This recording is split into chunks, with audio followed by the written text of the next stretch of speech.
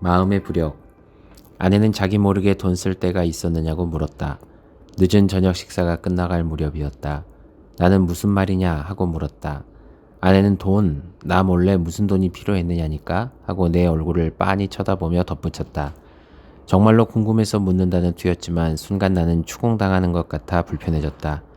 그녀가 평소보다 가라앉은 목소리를 내면 내용과 상관없이 긴장부터 하게 된다. 아내는 감춰둔 잘못이 있기 때문에 그러는 거 아니냐고 하지만 나는 그 의견에 동의하지 않는다. 우리 부부는 언젠가 이 문제로 제법 심각하게 언쟁을 벌인 적이 있는데 잘못한 일이 없으면 긴장할 이유가 없지 않느냐는 아내의 주장에 대해 나는 잘못한 일과 긴장 사이에 직접적인 인과관계가 있는 것은 아니라고, 긴장을 잘하지 않는 사람은 잘못한 일이 없는 사람이 아니라 둔하거나 대범한 사람일 가능성이 높다고 반박했다. 잘못을 인지하지 못할 정도로 둔하거나 잘못을 인지하고도 버틸 정도로 대범한 사람일 거라고. 대범한 것 아니라는 뜻이니 그럼 둔한 거야 당신? 하고 아내가 공격했고, 나는 공연히 말을 덧붙여 상황을 난처하게 만들고 있다는 후회가 생겼지만 하던 말을 멈추지 못하고, 뭘 잘못해서가 아니라 혹시 하지도 않는 잘못이 들춰내져 심란한 상황이 생길까봐 마음을 졸이는 거야 하고 대답했다. 하지도 않은 잘못이 어떻게 들춰내진다는 거야? 아내는 피식 웃은 다음 별일도 아닌데 정색을 하고 막아서는 걸 보니 뭔가 수상하다며 놀렸다. 나는 살다 보면 자기가 하지 않은 일을 추궁당하는 어처구니 없는 경우가 있다고 항변하려고 했지만 그 말을 입증하기 위해 들여야 하는 수고가 꽤 번거롭게 여겨졌으므로 그만뒀다. 그 대신 나는 그런 오해를 받을까봐, 그런 오해에 의해 생길지도 모르는 마음속의 시끄러움을 예방하려고, 왜냐하면 그런 일에 마음을 낭비하고 싶지 않으니까. 그래서 지레 긴장하는 거라고. 당신의 남편이 그런 사람이라고 덧붙였다. 당당한 주장처럼 내지른 그 말들은 실은 하소연에 가까웠다. 알지, 그런 사람 있지 당신 하고 서둘러 마무리 지으려는 것으로 보아 그녀는 내가 주장이 아니라 하소연을 하고 있다는 걸 알아차린 게 분명했다. 그러나 내 뜻이 받아들여졌다는 만족감은 찾아오지 않았다. 오히려 어딘가 찜찜하고 불편했다. 그 이유가 내 말이 주장으로 받아들여지지 않고 하사연으로 받아들여졌기 때문이라는 사실을 모른 채 하기가 어려웠다. 주장에 대한 동의라면 당신이 그런 사람이라는 걸 안다는 문장은 인정과 수긍의 표현일 테고, 그러므로 당신의 기대를 만족시킬 것이다. 그러나 그것이 하소연에 대한 동의라면 그 문장은 무엇을 의미하는 것일까? 분명하게 말하지지 않은 애매하기 짝이 없는 표현인 그런이 함축하고 있는 것은 무엇일까? 그런 사람이라고 불린 당신이 마음 쓰지 않아도 된다고 할 수 있을까? 나는 소심한, 옹졸한, 치졸한 같은 단어들을 떠올리지 않으려고 안간힘을 써야 했다. 나는 모든 종류의 불화를 꺼려하는 세심한 평화주의자라는 명분을 앞세워 소심한, 옹졸한, 치졸한을 눌렀다. 뜬금없이 왜 돈 얘기야? 나는 이번에도 까닭없이 곤두서는 신경을 애써 잠재우며 아내의 진의를 헤아리려고 머리를 굴렸다. 내 목소리는 얼버무리는 것처럼 나왔다. 누가 들어도 의욕을 불러일으킬 만한 내 말투가 나는 신경 쓰였다. 아내는 무슨 돈인지 묻는 건 난데 하는 눈빛으로 나를 한번 곁눈질하고는 낮에 어머님이 전화해서 한 말이야 하고 덧붙였다. 나는 곧바로 당신이 건 게 아니고? 하고 물었다. 전화를 거는 사람이 주로 아내라는 걸 알기 때문이었다. 어머니가 아내에게 전화를 걸어왔다는 건 의외였다. 그게 돈과 관련돼 있다면 더 의아스러운 일이 아닐 수 없었다. 어머니가 전화를 걸어 무슨 이야기를 했는지 모르지만 나는 아내와 상의하지 않고 돈을 쓰는 사람이 아니었다. 매달 초 어머니께 자동이체되는 금액이 얼마인지 아내도 알고 있었다. 명절이나 생신, 어버이날 같은 때 옷이나 가방을 선물하는 것은 내가 아니라 아내였다. 가끔 어머니를 뵙고 오는 길에 얼마간의 용돈을 봉투에 넣어드리긴 했지만 대단치 않은 금액이었고, 그 역시 굳이 아내에게 숨기지 않았기 때문에 그녀가 모르고 있을 리 없었다. 설령 몰랐다고 하더라도 그것을 문제 삼을 아내가 아니었다. 그런데도 나는 혹시 아내 모르게 어떤 돈을 어머니께 드린 적이 있는지 더듬어 봤다. 더듬어지는 것이 없었다. 더구나 지난달 어머니를 뵈러 갔을 때는 따로 봉투를 드리지도 않았었다. 그러므로 나는 움츠러들 이유가 없었다. 내가 어머니께 돈을? 당신이 모르는 돈은 없어. 내 말이 어이없다는 듯 아내는 어머님께 드린 돈 말고 어머님으로부터 가져온 돈에 대해 말하는 겁니다. 하고 또박또박 말했다. 나는 너털 웃음을 터뜨렸다.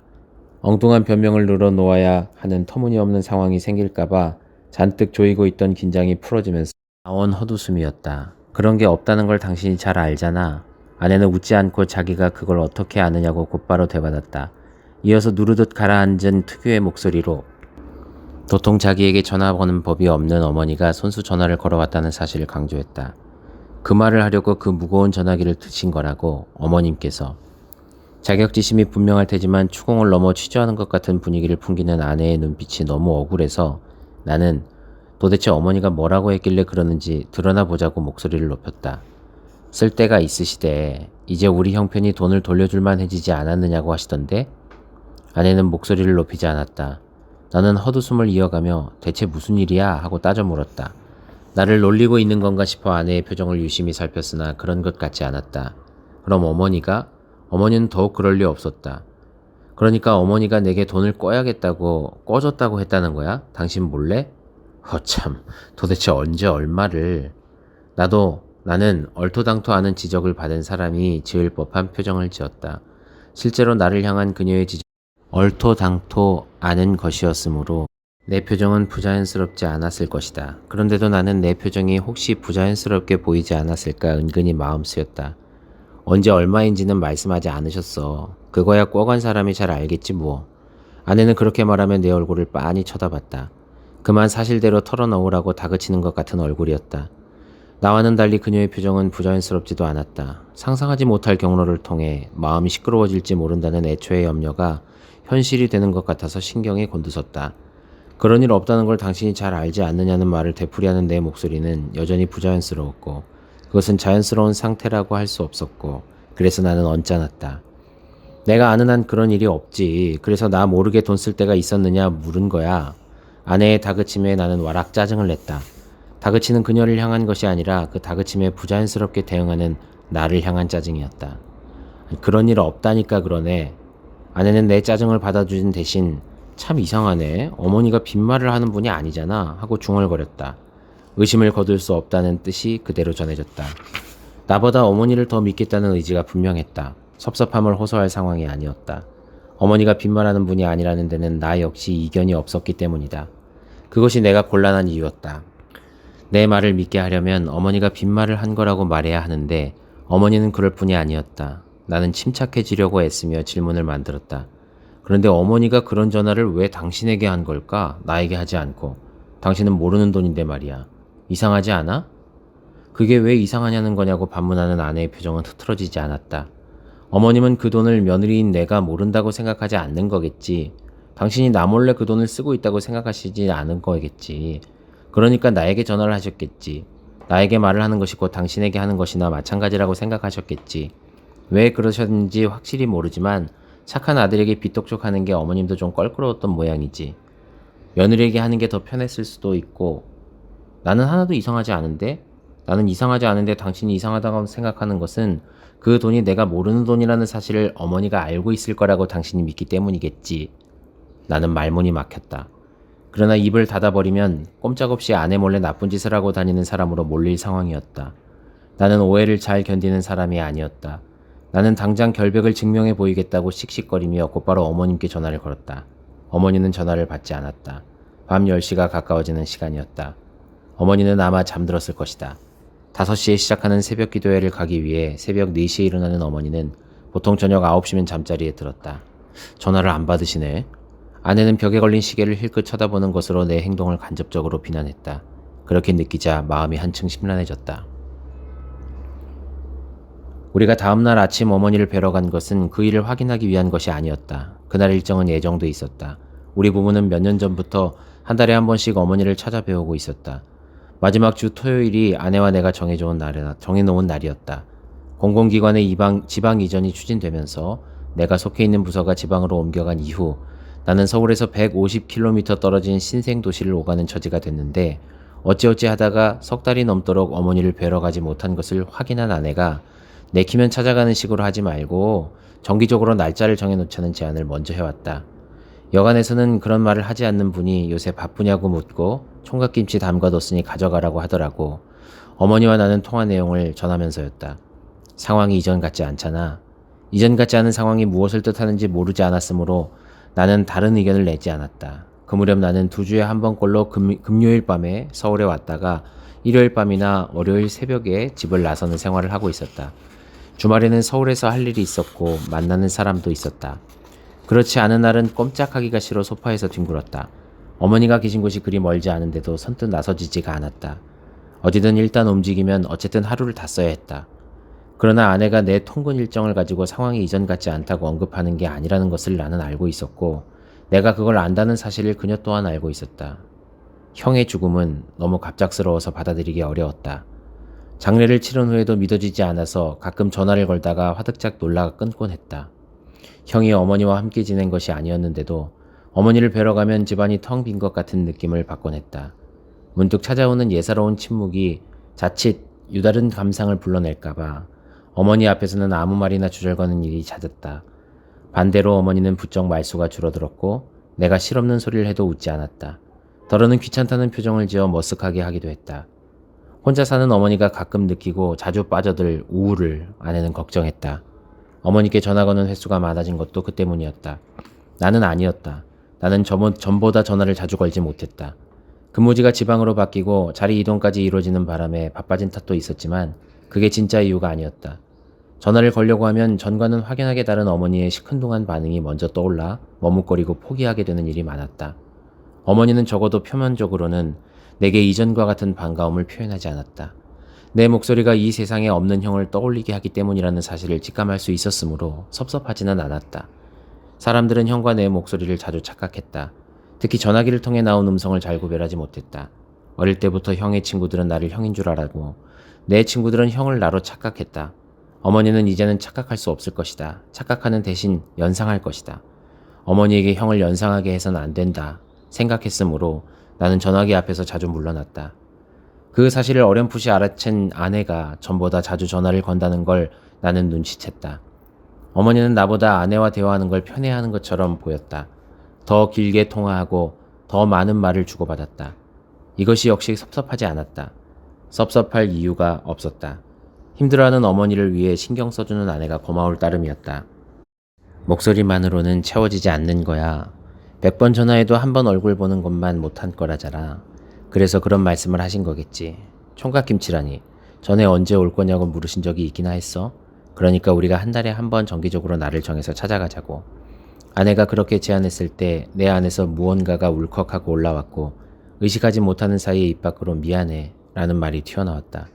아내는 눈을 동그랗게 뜨고 내 얼굴 앞에 손바닥을 흔들어 보였다. 나는 어색한 웃음으로 내 민망함을 감췄다. 아내는 그때 내가 그녀가 아니라 형과 어머니의 얼굴을 마주하고 있었다는 사실을 알지 못했다.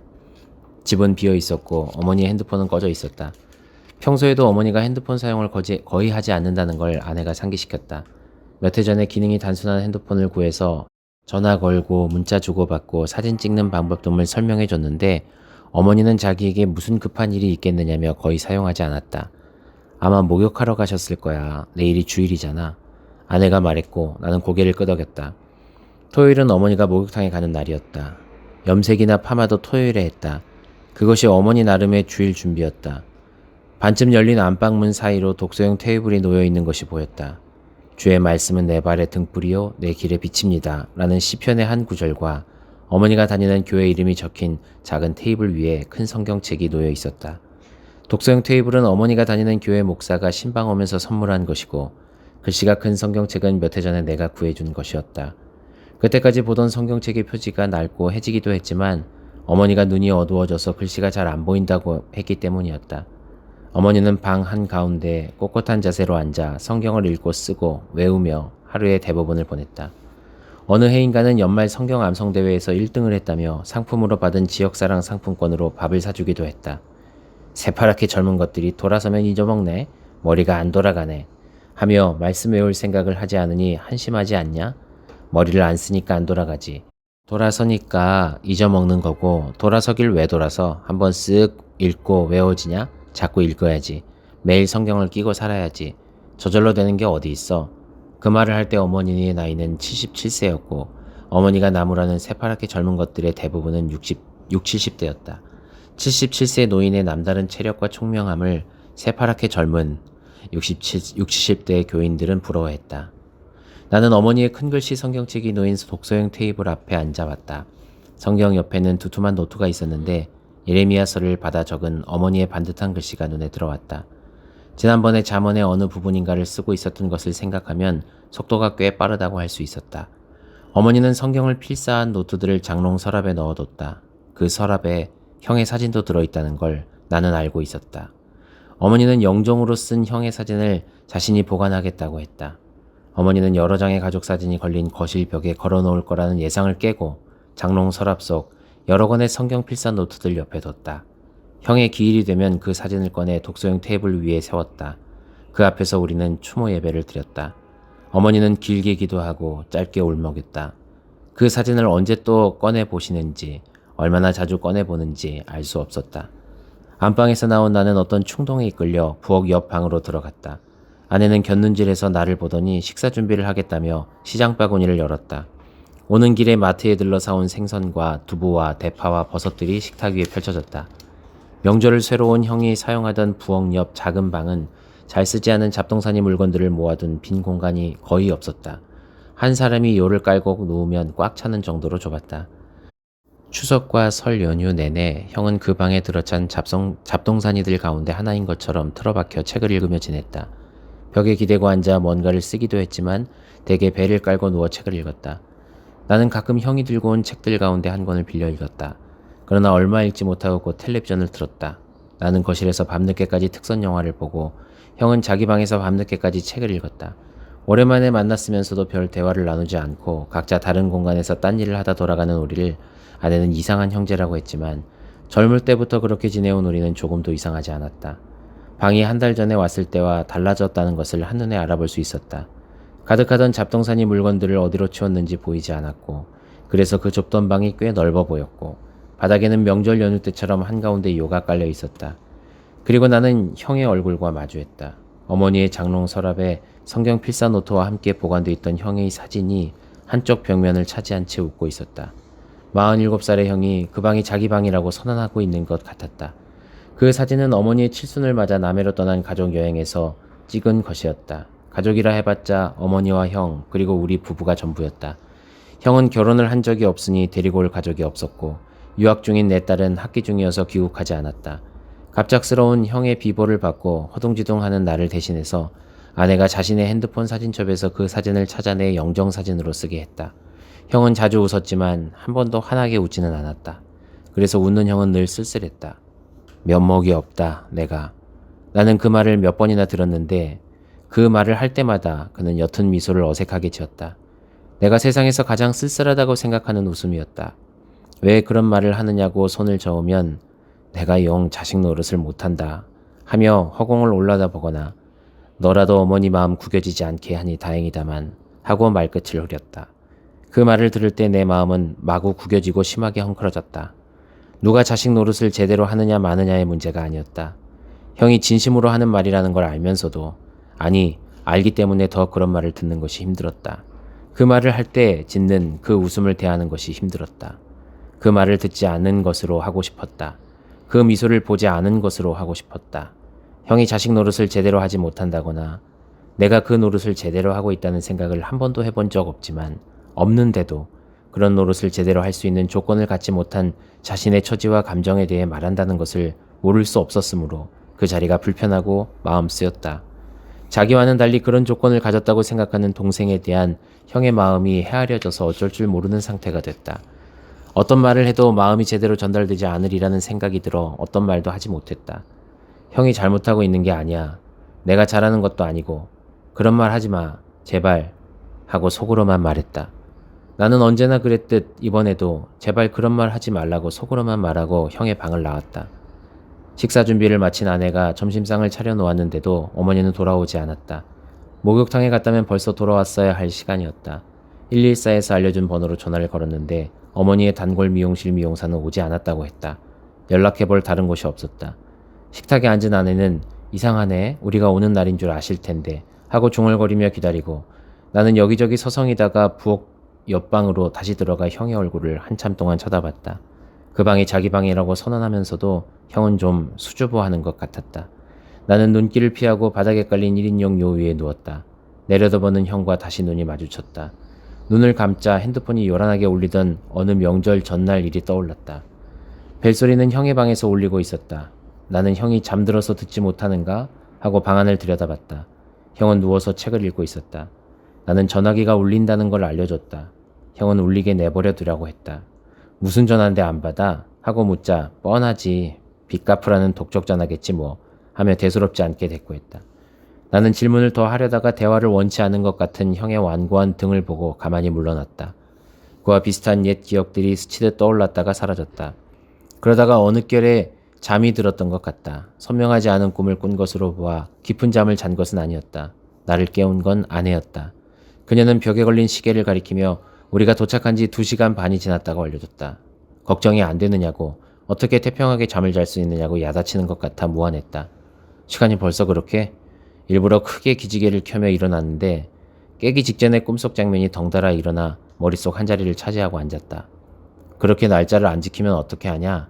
사람이 신용이 있어야지. 2시간 반이나 지났다. 혀를 끌끌 차며 그렇게 말한 사람은 어머니였다. 나는 어머니로부터 신용이 없다고 야단맞고 있었다. 내가 돈을 꾼 사람인 것은 분명했으나 어머니가 돈을 꿔준 사람인지 아닌지 확실하지 않았다. 채권자로서 내게 화를 내는 것 같기도 하고 채무자인 나의 보호자 신분으로 충고를 하는 것 같기도 했다. 어느 쪽이든 터무니없긴 마찬가지지만 2시간 반이 지났다는 말은 더 이상 맥락을 알 수 없어 황당했다. 아내가 나를 깨우면서 한 말이 꿈속의 어머니의 목소리와 뒤섞였다는 사실을 깨달았지만 찜찜한 기분은 사라지지 않았다. 나는 2시간 반이나 지났구나 하고 중얼거렸다. 걱정 안 돼? 대체 어머님이 어딜 가셨을까? 나는 황당한 꿈의 터럭들을 털어버리려고 머리를 흔들었다. 아내는 곧 어두워질 텐데 하며 창밖으로 시선을 줬다. 나도 창 쪽을 바라봤다. 곧 어두워질 것 같지는 않았으나 그렇게 시간이 흘렀는데도 연락이 없이 돌아오지 않고 있는 어머니가 걱정되기 시작했다. 우리가 찾아오는 날이란 걸 알고 있다면 더욱 이해할 수 없는 일이었다. 이제까지 우리가 오는 날 어머니가 집을 비운 적은 한 번도 없었다. 목사님께 연락해볼까? 생각에 잠겨있던 아내가 물었다. 어머니가 이렇게 오랜 시간을 보낼 곳이 교회 말고는 없다는 걸 아내도 알고 있다는 뜻이었다. 어머니에게 혹시 무슨 일이 생기면 연락하기로 하고 어머니가 다니는 교회 목사의 전화번호를 내 전화기에 입력해두고 그분에게도 내 전화번호를 알려준 것이 몇 해 전 일이었다. 다행히 그동안 목사도 나도 연락할 일은 없었다. 드디어 연락할 일이 생긴 건가? 나는 주섬주섬 전화기를 꺼내 주소록에서 열린교회 목사님을 찾았다. 내 이름을 듣고도 목사는 내가 누구인지 바로 알아차리지 못했다. 어머니 이름을 대자 그때서야 아 신권사님 하고 아는 척했다. 나는 어머니를 뵈러 왔는데 집이 비어있고 2시간 반 동안 연락이 안 되어 혹시 교회에 계시는가 하고 전화를 했노라고 사정 이야기를 했다. 아 그러시는구나. 근데 나를 잘못 잡아서 오셨네. 나는 우리가 매달 마지막 주 토요일에 찾아오는 걸 어머니가 알고 있을 거라는 말은 하지 않았다. 교회에 계시나요? 그러면 다행입니다만. 목사는 교회에 계시면 문제가 아니지요 하고 어떤 지명을 이야기했는데 머리에 쉽게 입력되지 않는 고유명사였다. 거기가 어디냐고 묻자 기도원이라고 했다. 교회에서 1시간 떨어진 거리의 산속 기도원인데 어머니가 속해 있는 여성교회 회원들이 원래회 겸 기도회를 위해 와 있는 것이라고 했다. 오전에 교회에서 출발했고 저녁 늦게 돌아갈 예정이라고 했다. 나는 별일 없는 거지요? 하고 물었다. 목사님은 그럼요. 기도하러 온 건데요. 했다. 염려 마세요. 교회차로 모셔다 드릴 겁니다. 나는 별일 없으니 다행이라고 말했지만 그러나 어머니가 마지막 주 토요일에 우리를 기다리지 않고 집을 비운 것이 별일 아니라고 할 수 없다는 생각은 내쫓지 못했다. 목사는 어머니를 바꿔줄 테니 통화해보라고 했다. 나는 송화기를 한 손으로 가리고 아내에게 어머니가 좀 멀리 가 계신다네 말해줬다. 어디? 하고 아내가 물었다. 나는 무슨 기도원이래. 목사님이랑 교회 분들이랑 함께 가셨다는데 오늘 밤 늦게나 들어오신다네 하고 알려줬다. 밤 늦게? 그럼 못 뵙는 거야? 하고 아내가 다시 묻는데 여보세요 하는 어머니의 음성이 들렸다. 저예요 어머니 하고 인사를 하자 누구냐 성준이냐 하는 물음이 돌아왔다. 성준은 형의 이름이었다. 순간 목에 무엇이 걸린 것처럼 숨이 막혀 어떤 말도 나오지 않았다. 그러나 침묵은 길지 않았다. 어머니가 곧 자신의 실수를 정정했기 때문이다. 아이고 내 정신 좀 봐라. 성준이일 리가 없지. 그런데 어쩐 일이냐. 나는 일단 안도했지만 어머니가 어쩐 일이냐고 물었기 때문에 다시금 몸과 마음이 서서히 경직되는 걸 피할 수 없었다. 어머니는 오늘이 우리 부부가 어머니를 뵈러 오는 날이라는 걸 기억하지 못하는 게 분명했다. 단지 날짜를 착각할 수도 있지만 그렇게 단순하게 넘길 일이 아닌 것 같다는 생각이 들었다. 어젯밤 아내가 한 말을 비롯해 몇 가지 에피소드들이 연달아 떠올랐다. 나는 경직된 목소리로 내가 누구인지 아느냐 물었다. 어머니는 웬 스럽는 소리를 하느냐며 웃었다. 내가 누구인지 내가 제일 잘 알지. 그걸 왜 나한테 묻냐? 옳은 말이지만 그건 내가 듣고자 하는 답이 아니었다. 나는 내가 성준이에요, 성식이에요 하고 되물었다. 어머니는 내 물음에 아무 답도 하지 않았다. 나는 내쳐 다그쳐야 한다는 내부의 목소리와 어머니를 괴롭히면 안 된다는 다른 목소리 사이에서 갈등했다. 어머니가 질문에 대답하지 않고 침묵하는 까닭을 헤아리는 일이 중요했으나 갈등을 오래 지속할 수 있는 상황도 아니었다. 그리고 그런 상황이라면 일단 물러나는 것이 현명한 방법이었다. 나는 2시간 반 전에 도착해서 기다리고 있다고 말했다. 그렇구나. 그런데 어쩌냐? 어머니는 교회차를 타고 기도원에 왔는데 저녁 늦게나 돌아갈 거라고 설명했다. 목사로부터 이미 들은 내용이었다. 이번에도 무슨 기도원지 이름이 들어오지 않았다. 어머니는 자고 갈 거냐고 물었다. 나는 아내를 쳐다보며 자고 갈래? 하고 입모양으로 물었다. 아내는 손을 흔들고 X자를 그려 보였다. 저녁 약속이 있잖아. 하고 아내 역시 입모양으로 말했다. 어떤 약속인지 생각나지 않았지만 아내는 늘 나보다 바쁘고 나보다 만나는 사람이 많으니까 내가 모르는 약속이 있다고 해도 이상한 일은 아니었다. 나는 저녁에 약속이 있어서 서울로 돌아가야 한다고 어머니에게 말했다. 그럼 할 수 없지. 어머니는 조심해서 돌아가라고 말하고 전화를 끊으려 했다. 나는 통화를 마치기 전에 어젯밤에 아내로부터 들은 내용을 확인해야 한다는 마음에 내몰려 다급하게 물었다. 잠깐만요. 얼마 전에 집사랑이랑 통화했죠? 그때 어머니가 저한테 거기까지 말한 다음 적당한 단어를 찾느라 잠시 멈춘 사이에 어머니가 빠르게 말을 이었다. 며느리하고야 자주 통화하지. 그 애가 워낙 자주 전화를 걸어오지 않냐. 전화해서 별 이야기를 다 한다. 그런 애가 없지. 나 심심할까봐 그럴 테지만 그러지 않아도 된다. 나는 잘 지낸다. 심심할 시간도 없다. 화초들 돌보지, 교회 가지, 청소하지. 빈 시간이 별로 없다. 화초들이 얼마나 수다스러운지 아냐. 그것들 말 들어주고 대꾸해주고 그러려면 하루가 모자란다. 그러니까 내 염려는 하지 마라. 나는 잘 지낸다. 어머니는 갑자기 기분이 좋아진 듯 말을 많이 했지만 마지막까지 돈 이야기는 하지 않았다. 한원 수 없이 내가 꺼내지 않을 수 없었다. 나는 혹시 돈을 써야 할 곳이 있느냐고 물었다. 돈이 필요하시면 어머니는 내 말을 자르고 곧바로 노인이 돈 쓸 일이 어디 있느냐고 했다. 며느리와 통화하면서 돈 쓸 데가 있다고 하지 않았느냐 물으려는데 어머니가 이제 어딘가로 이동하려는 모양이라며 전화를 끊어야 한다고 했다. 나는 이야기를 더 이어가려고 했지만 서둘러 작별 인사를 하는 어머니의 목소리에 지고 말았다. 내 걱정은 말고 냉장고에 파김치 해놓은 거 있으니 갖고 가거라. 파란 통에 든 거다. 조심해서 가고 감기 조심하고 오가며 차 조심해라. 끊는다. 뭘 하셔? 전화를 끊고 베란다를 가득 채우고 있는 어머니의 화분들을 가만히 바라보고 있는데 아내가 물었다. 여러 종류의 크고 작은 화분에 심긴 나무들이 생기발랄했다. 꽃을 피운 놈들도 여럿이었다. 잎은 윤기가 돌아 반질반질하고 꽃은 밝고 환했다. 잎이며 꽃의 모양이 제각각이었다. 똑같은 모양의 잎이나 꽃은 없었다. 한참 바라보고 있자니 그것들이 내 눈길을 받고 발돋움하며 일어나는 것 같은 착각이 들었다. 그러나 그럴 리 없었다. 나는 그것들의 이름을 하나도 알지 못했다. 내게는 그것들의 고요함에 대한 인식이 없었다. 화초들이 사람의 눈길을 받으면 발돋움하며 일어선다고 말하는 사람은 어머니였다. 아이고 이 예쁜 것 하고 눈으로 쓰다듬으면 내 눈길을 받고 발돋움하며 일어난다. 이 애들이 얼마나 기특한지 모른다. 어머니는 그들과 대화했다. 어머니 집 베란다의 식물들은 모두 자기만의 고유한 이름을 갖고 있었다. 어머니는 생물을 분류하는 단위로서의 종의 이름에는 관심이 없었다. 어머니가 산세비에리아나 행운목 같은 식물들의 이름을 모를 리 없었다. 그러나 어머니는 그들을 그런 이름으로 부르지 않았다. 파랑이나 쭉쭉이나 하늘이가 어머니가 부르는 식물들의 이름이었다. 꽃의 색깔과 잎의 생김새와 줄기의 질감에 따라 각기 다른 이름이 붙여졌다. 어머니는 파랑이나 쭉쭉이나 하늘이의 이름을 부르며 손자에게 하듯 화초들을 쓰다듬고 어루만지며 대화했다. 예부터 그랬지만 아버지가 돌아가신 후 혼자 살게 되면서 더 그래졌다. 나는 어머니처럼 식물들의 이름을 불러주고 싶은 마음이 문득 들었지만 어떤 놈이 파랑이고 어떤 놈이 쭉쭉이고 어떤 놈이 하늘인지 구분할 수 없어 그러지 못했다. 뭘 하시냐니까? 하고 아내가 큰 소리로 다시 물었다. 나는 이놈들이 아주 수다스럽다는데 이놈들 말 들어주느라고 시간 가는 줄 모른대 하고 대답했다. 무슨 뚱딴지 같은 소리야. 나는 베란다의 화분들을 손가락으로 가리켰다. 농담 말고 그녀는 즉각적으로 그렇게 말했지만 곧 농담이 아니라는 걸 깨달은 듯 그것 말고 하고 수정했다. 나는 소파로 돌아와 앉으며 노인이 돈 쓸 일이 어디 있느냐고 하신다고 알려줬다. 아내는 제대로 물었어야지 내가 여쭤봤어야 하는데 하며 입을 삐죽였다. 하지만 곧 언짢은 기분을 표현한 것으로 여겨질 수 있는 그 표정들을 거둬들였다. 내가 돈 이야기 꺼내지 않았어. 근데 형 이름을 불렀어. 나한테. 하고 말했기 때문이다. 사람들이 내 목소리와 형의 목소리를 잘 구분하지 못하는 것은 사실이었다. 어머니조차 간혹 내 목소리와 형의 목소리를 헷갈려 했다. 그러나 부언할 것이었다. 어머니가 형의 목소리를 내 목소리로 착각하긴 했지만 내 목소리를 형의 목소리로 착각한 적은 없었다. 형에게는 성식이냐 하고 가끔 물었지만 나에게 성준이냐 하고 물은 적은 없었다.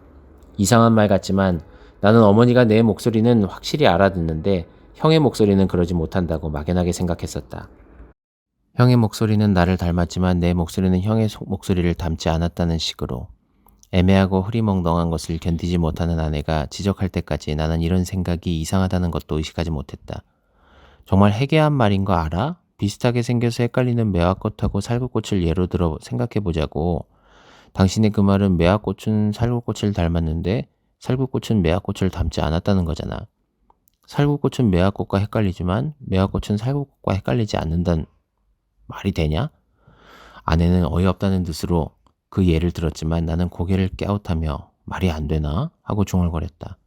살구꽃을 매화꽃으로 착각한 것은 적은 많아도 매화꽃을 살구꽃으로 착각한 경우는 없다는 사실이 떠올랐기 때문이었다.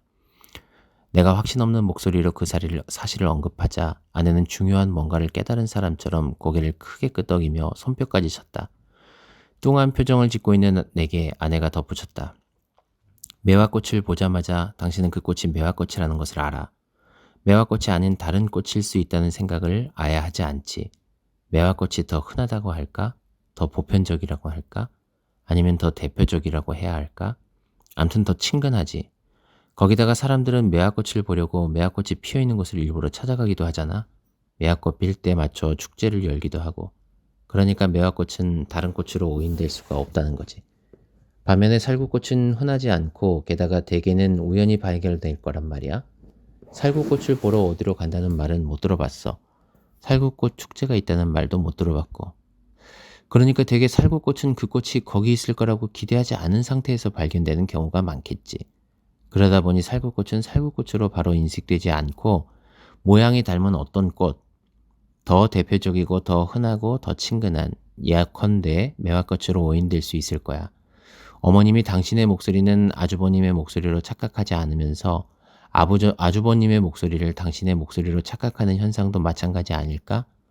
말하자면 당신의 목소리가 더 흔한 거야. 대표적이라고 해도 되고 더 친밀하게 느낀다는 뜻이기도 하겠지.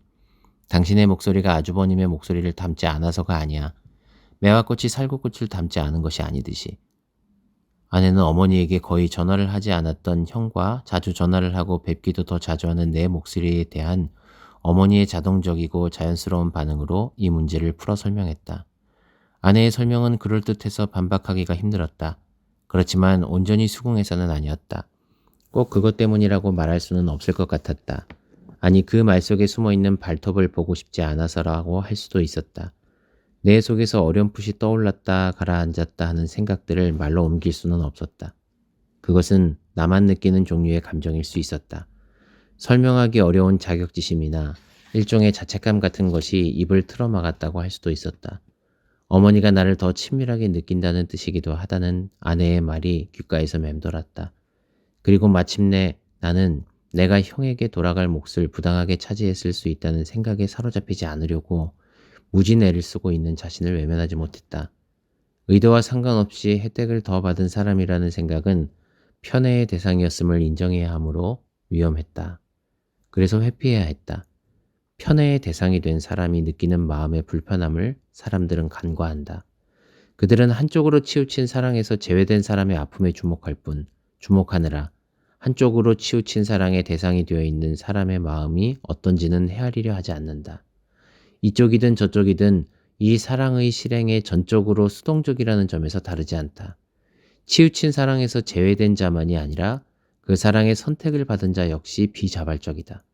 그렇지만 결과적으로 혜택을 더 받은, 더 받았다고 느끼는 사람이 덜 받은, 덜 받았다고 느끼는 사람을 향해 갖게 되는 마음의 부담감을 피해갈 수는 없다. 형의 입을 통해 면목 없다는 말을 들을 때 내가 느끼곤 했던 어디론가 달아나고 싶은 부끄러움과 난처함을 나는 아무에게도 말하지 못한다. 누군가에게 말해야 한다면 그 첫 번째 대상은 형일 것이다. 형이어야 할 것이다. 그러나 나는 말할 수 없었고 말하지 못했고 이제는 영원히 말할 수 없게 돼버렸다. 형은 이 세상에서 사라짐으로써 그런 기회를 앗아가 버렸다. 형의 그 말이 나를 견딜 수 없게 한다는 사실을 아마 형은 알지 못했을 것이다. 면목 없다는 형의 말이 나를 면목 없게 한다는 사실을 아마 형은 몰랐을 것이다. 그러니까 그런 말을 했을 것이다. 그에게 나를 괴롭히려는 의도가 있었겠는가? 아니, 알았다고 하더라도 어쩔 수 없었을 거라는 생각이 지금은 든다. 알면서도 하지 않을 수 없어서 그것 말고 달리 할 말이 없어서 했을 거라는. 돌아오는 차 안에서 나는 어머니의 편애를 받았던 창세기의 인물 야곱이 느꼈을 마음의 짐에 대해 아내에게 이야기했다. 혼돈하고 공허한 채로 내 마음속에 떠돌던 무정형의 어둠을 끄집어낸 순간이었다. 어머니는 야곱을 사랑했다. 어머니 리브가가 큰아들 에서를 미워한 것은 아니었다고 생각한다. 그녀는 단지 작은 아들을 사랑했을 뿐이다. 한 사람을 사랑했을 뿐인데 다른 누군가가 사랑받지 못하는 일이 일어나는 것이 세상 이치다. 사랑이 차별을 만들어내는 것은 역설이다. 누군가의 이름을 부르는 행위는 다른 누군가의 이름을 부르지 않은 행위와 같은 것이 된다. 이긴 사람이 호명되면 진 사람이 누구인지 알게 되는 것과 같은 이치다. 사랑하는 사람의 이름이 호명되면 사랑하지 않는 사람이 누구인지 저절로 알게 된다. 리브가는 사랑하는 아들 야곱을 에서처럼 꾸며 장자가 받을 아버지의 축복을 받게 했다. 이 과정에서 술수와 속임수가 동원됐다. 눈먼 남편, 아버지를 속이고 순진한 큰 아들, 형의 것을 빼앗았다. 속이고 빼앗으려는 의도는 이 이야기의 원인이 아니다. 사랑이 있을 뿐이다. 사랑이 속이고 빼앗는 사건을 만들어낸 것뿐이다. 사랑이 어떻게 이룰 수 있는가? 사랑이 사랑하는 일을 선택하는 일이면서 동시에 사랑하지 않는 일을 선택하지 않는 일이 되기 때문이 아닌가? 에서가 느꼈을 박탈감이 어떨지는 말하지 않아도 알 수 있다. 그렇지만 야곱은 아무렇지 않았을까? 자발적인 어떤 행위를 하지 않았음에도 불구하고 결과적으로 자기 때문에 형을 소외시키고 형에게 박탈감을 준 셈이 된 동생의 마음속은 어땠을까? 형을 사랑해서 배제하는 이 드라마에 어떤 적극성도 없이 그러나 어쩔 수 없이 참여한 꼴이 되고만 동생이 형 못지않게 어쩌면 형보다 더 괴로웠을지 누가 아는가. 어쩌면 어머니의 사랑이 부담스러워 거부하고 싶을 때도 있지 않았을까 하고 나는 생각한다. 자기를 사랑하는 어머니가 싫어서가 아니라 자기를 사랑하는 어머니의 사랑을 받지 못하는 형을 볼 낯이 없어서. 어머님이 편애를 당신에게 내가 겪은 어머님은 그런 분이 아닌데 누구를 더 사랑하는 분이 아니잖아. 아내는 창세기의 두 형제에 대한 내 이야기를 나와 형의 이야기로 옮겨왔다. 아내의 관찰이 아마 맞을 것이다. 어머니는 누구를 더 싫어하거나 더 사랑하는 분이 아니었다. 형으로부터 그런 불만을 들어본 적도 없었다. 그러나 나는 긍정도 부정도 하지 못했다. 아마 나를 위로하려고 그랬겠지만 아내는 어렸을 때부터 사냥을 좋아하고 밖으로만 쏘다니 나가 결국 제 갈 길을 간 에서와 집 안에서 가족들과 어울려 지내기를 좋아했던 야곱을 비교했다. 독립적인 사람은 사랑받는 것을 간섭으로 여길 가능성이 있지 않겠느냐고 아내는 말했다. 그렇게 말함으로써 그녀는 이 문제를 사랑을 받는 위치에 있는 사람의 성향으로 전환하려 했다. 나는 그 말을 듣는 것이 좀 괴로웠다. 그녀의 말을 인정하고 싶은 내 마음을 향해 혐오의 감정이 끌어올라왔다. 에서에게 그런 성향이 있었다고 쳐. 그런데 그런 성향은 언제 생기는 걸까? 혹시 그가 독립적인 성향이 있는 사람이어서 사랑을 받지 않거나 사랑을 거부한 것이 아니라 사랑을 받지 못해서 독립적인 성향의 사람이 된 건 아닐까? 어쩔 수 없이? 그렇게 생각할 수도 있지 않을까? 말을 하면서 나는 내 말에 설득력이 없다는 걸 의식했다. 그건 아마 적어도 창세기의 그 인물에 대해서는 사실이 아닐 것이다. 하지만 나는 에서에 대해 말하는 것이 형에 대해 말하는 것과 거의 구별되지 않는 심리 상태에 들어가 있었고 따라서 자학의 감정으로부터 자유로울 수 없었다. 내 감정을 눈치챘는지 아내는 입을 다물고 앞만 쳐다봤다. 형을 독립적인 사람이라고 할 수 있는지는 모르겠다. 하지만 상대적으로 자유롭고 주체적으로 살았다는 말은 할 수 있을 것 같다. 주변 사람들의 평가에 의하면 나는 좀 답답할 정도로 규칙적이고 틀에 박힌 사람인 반면 형은 융통성이 있고 무엇에 얽매이는 것을 죽도록 싫어하는 사람이었다. 가령 나는 아무리 하기 싫어도 하도록 주어진 일은 하는 편이지만 형은 하기 싫은 일은 절대로 하지 않으려고 했다. 나는 막판까지 눈치 싸움을 벌이며 지원한 학과가 내 적성에 맞지 않는다는 것을 한 학기가 지나기 전에 깨달았지만 어차피 들어간 대학이라 군말하지 않고 끝까지 공부했고 심지어 좋은 성적으로 졸업했고 공무원이 됐다. 형은 눈치 싸움도 하지 않고 소신껏 선택했으면서 학과가 적성에 맞지 않는다며 2번 학교를 옮겼고 그러고도 졸업은 하지 않았다. 내가 행정공무원이 되어 여기저기 옮겨다니며 호봉을 높여가는 동안 형은 연극과 문학에 빠져 젊은 시절을 다 보냈다. 몇 군데 직장을 다니긴 했지만 1년 이상 근무한 곳은 내가 기억하는 한 없었다. 광고회사와 대형 서점과 영화사와 커피 전문점, 이삿집 센터와 백화점 경비실을 옮겨 다니면서 형은 늘 소설을 쓰고 싶어 했다. 실제로 여러 편의 소설을 썼고 무슨 문학상 공모전에서 당선자가 없는 가작으로 입상한 적도 있었지만 이 세상을 떠날 때까지 자기 책은 한 권도 갖지 못했다. 그렇지만 의욕이 없거나 게으른 건 아니었다. 언제나 무언가를 열심히 했다. 특히 읽고 쓰는 데 열성적이었다. 기울인 수고에 맞는 성과가 나오지 않은 것을 누구 탓이라고 해야 할까? 애쓰지 않고 이룰 수 있는 것은 없지만 애쓴 것이 반드시 이루어지는 것도 아니라는 세상의 이치를 형이 몰랐을 것 같지 않다. 나는 때때로 나와 다른 형의 그런 기질을 부러워했다. 나도 내가 하고 싶은 일만 하고 하기 싫은 일은 하지 않으며 살고 싶다는 생각을 가끔 했지만 그 생각은 길게 이어지지 않았다. 내가 하고 싶은 일과 하기 싫은 일이 무엇인지 잘 떠오르지 않았기 때문이다. 막연하게 생각하면 하고 싶은 일도 있고 하고 싶지 않은 일도 있었다. 있는 것 같았다. 그러나 정작 밖으로 끄집어내려고 하면 손에 잡히지 않았다. 없는 것 같았다. 그것들이 겸언쩍어서 숨은 거라고 할 수 없으니 내가 귀찮아한 거라고 해야 할 것이다. 하고 싶어 하거나 하기 싫어하지 않기 위해 필요한 적극성을 피한 거라고. 그렇다면 나야말로 태만한 사람이 아닌가? 삶에 대한 의욕도 사랑도 없는 사람이 아닌가? 그런 생각 때문에 나는 자주 열등감에 시달렸다. 면목없다는 형의 말이 내 마음을 쪼그라들게 했던 이유 가운데 하나였다. 친척들이 간혹 어려운 환경 속에도 편모스라해서 탈선하지 않고 끈기와 성실로 어쩌고 하며 나를 추켜 세울 때, 특히 형의 곁에 있을 때는 더욱 그들의 입을 틀어막거나 어딘가 구멍을 파고 내 몸을 숨기고 싶었다. 내 어줍잖은 이른바 출세가 실은 삶에 대한 의욕과 사랑의 결여, 즉 태만의 결과며 따라서 전혀 칭찬받을 일이 아닌데도 칭찬을 늘어놓는 것은 형만이 아니라 삶을 망신주는 것이고 내 마음까지 핥힌다는 사실을 그들은 알지 못했다. 내가 이런 알량한 성취라고 하는 것이 적극성의 결여로 인해 주어졌다는 것을 어떻게 이해할까? 그들은 당신의 성실함을 칭찬하는 거야. 그것뿐이야. 그건 사실이잖아. 아내는 그런 말로 어쩔 줄 몰라 하는 나를 달래려 했다.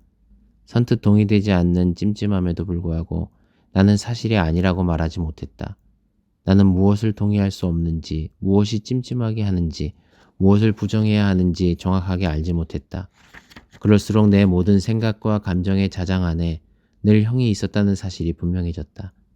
그가 나에게 어떤 일도 하지 않았음에도 불구하고 나는 언제나 어떤 식으로든 형을 의식하며 살았다. 당신의 말대로 자유롭고 독립적인 성향의 에서와 달리 야곱은 사랑이 필요한 사람이었을 수 있어. 누군가의 사랑이 없으면 아무것도 할 수 없는 사람이 있지. 그런 사람은 사랑을 받아야 살지. 사랑을 받아야 살 수 있는 사람을 사랑하지 않을 수는 없겠지. 사랑이란 게 그렇게 생기는 거겠지. 그러니까 리브가는 야곱을 사랑하지 않을 수 없었던 거겠지. 불가피했다고 해야 할까? 강요됐다고 해야 할까? 그러면 이 편의 사건의 실제 주체는 어머니가 아니라 아들이 되고 말아. 의식적이진 않지만 어머니의 사랑을 이끌어낸 아들로 인해 발생한 거니까. 사실이 그렇다면 야곱이 형에 대해 심리적 부담감을 느끼는 건 지극히 자연스러운 거겠지. 안 그래? 야곱에 대한 내 말을 아내는 당신은 말썽 부릴 줄 모르는 아들이었네 하고 슬그머니 끼어들므로써 이번에도 나에 대한 말로 옮겨왔다. 한 곳에 눕혀놓으면 한나절 내내 그 자세 그대로 있었다고 하더라. 어찌나 순한지 칭얼거릴 줄도 몰랐다며 아주버님과는 달랐대. 어머님이 그러시더라. 나도 여러 번 들은 이야기였다. 늘 심상하게 들었던 그 이야기가 그날따라 어쩌자고 다르게 들린 것일까. 나는 내 편을 들어주기로 작정한 아내를 믿고 더 구부러진 길로 나아갔다. 칭얼거리지 않은 이유가 혹시 칭얼거릴 틈이 없이 보살폈기 때문이 아닐까?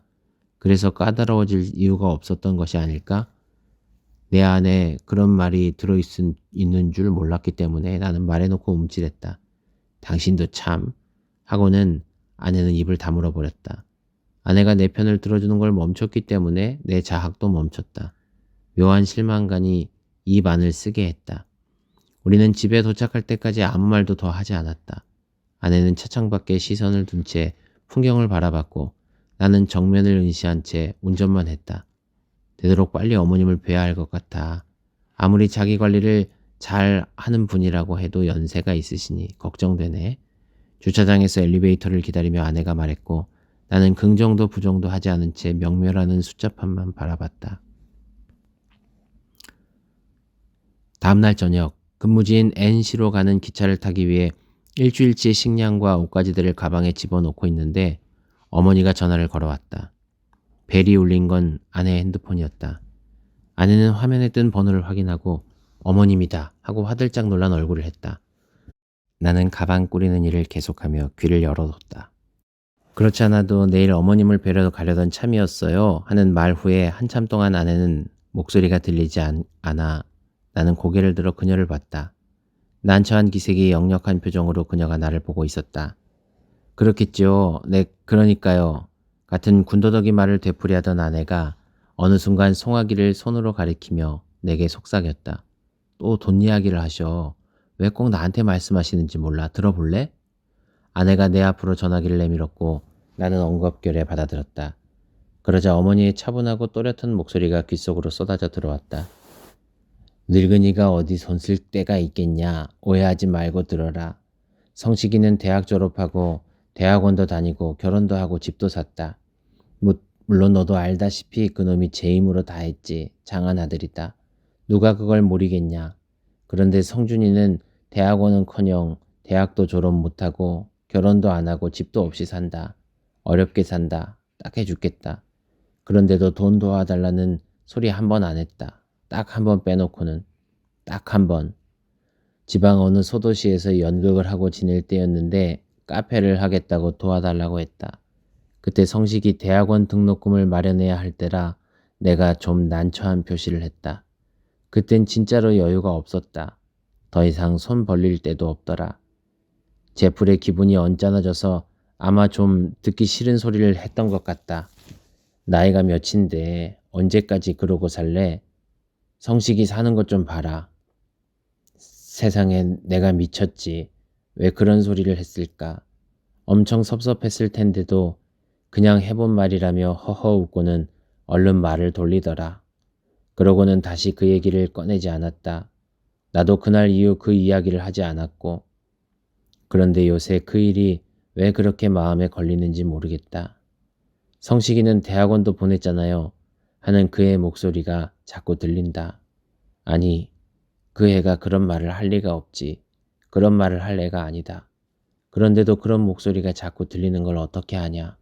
이제라도 성준이한테 카페 차릴 돈을 좀 해주고 싶다. 그래서 그런다. 그래서 돈을 달라는 거지. 내가 어디 다른 데 쓰려고 그러는 게 아니다. 그러니까 성식이한테 이야기를 잘해서 너무 늦지 않게 돈을 좀 마련해서. 내 바로 앞에서 눈을 동그랗게 뜨고 지켜보던 아내가 작은 소리로 숨 좀 쉬어. 얼굴이 창백해.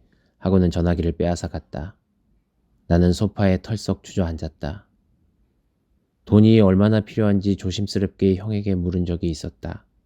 빚 갚으라는 독촉 전화를 회피하던 날 저녁, 형과 둘만 있는 자리에서였다.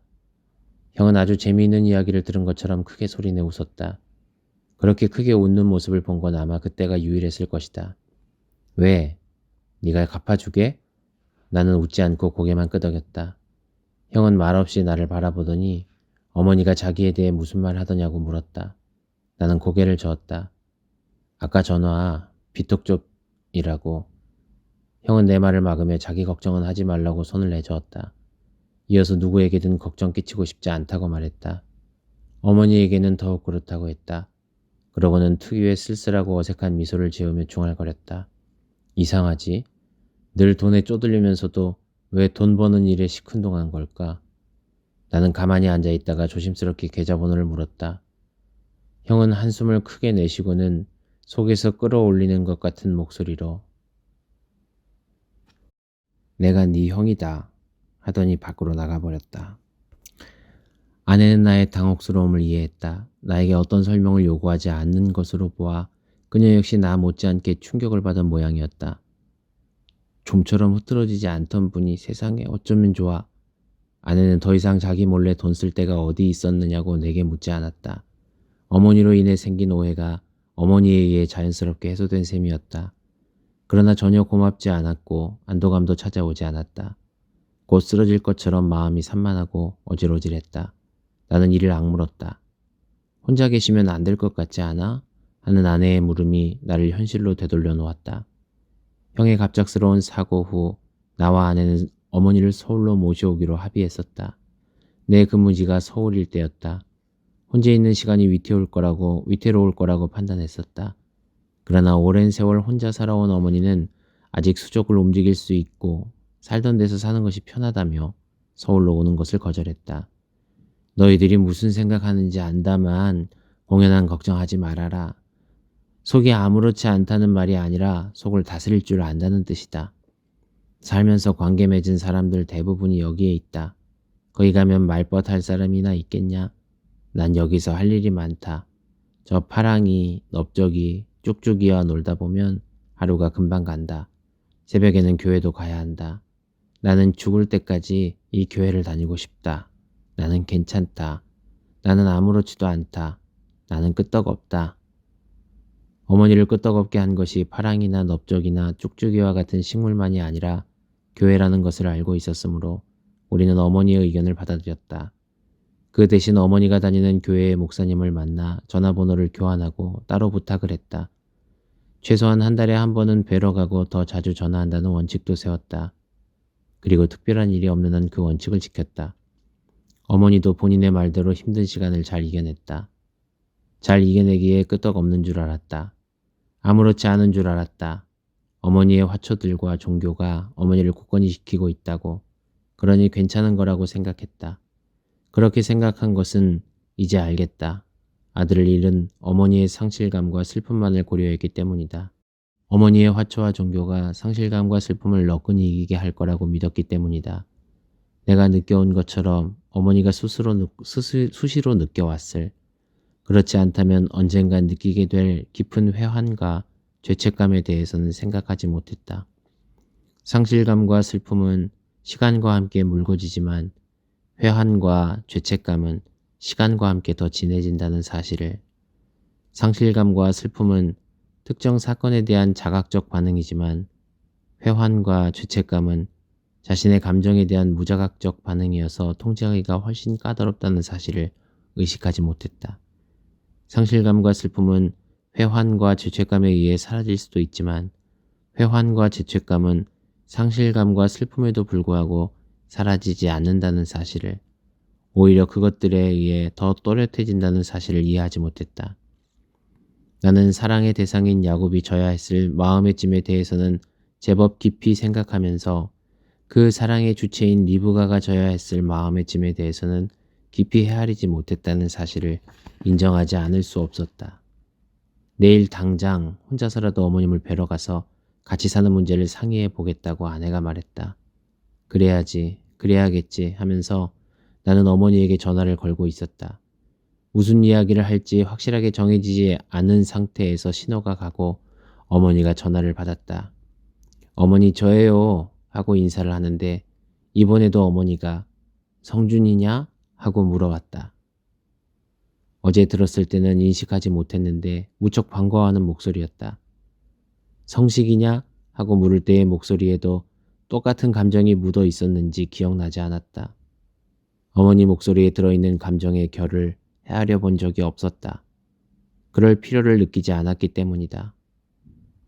나는 성준이 아니었으므로 어머니의 오해를 바로잡아줘야 했다. 어제처럼 아니에요, 성식이에요 하고 말하면 어머니는 내 정신 좀 봐라. 성준이일 리가 없지. 그런데 어쩐 일이냐 하고 받을 것이다.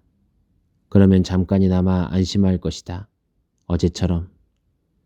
그런데 문득 어제와 같이 말해도 될지 자신이 없어졌다. 어머니가 어제처럼 반응해 올지 확신이 생기지 않았다.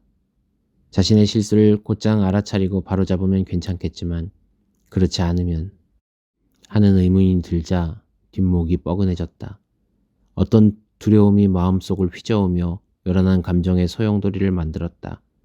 나는 잠깐 비틀거렸고 그 짧은 순간에 내가 할 역할을 선택했다. 그 역할은 내가 결정한 것이 아니라 누군가로부터 부여받은 것 같았다. 배역을 위해 일부러 목소리를 바꿀 필요는 없었다.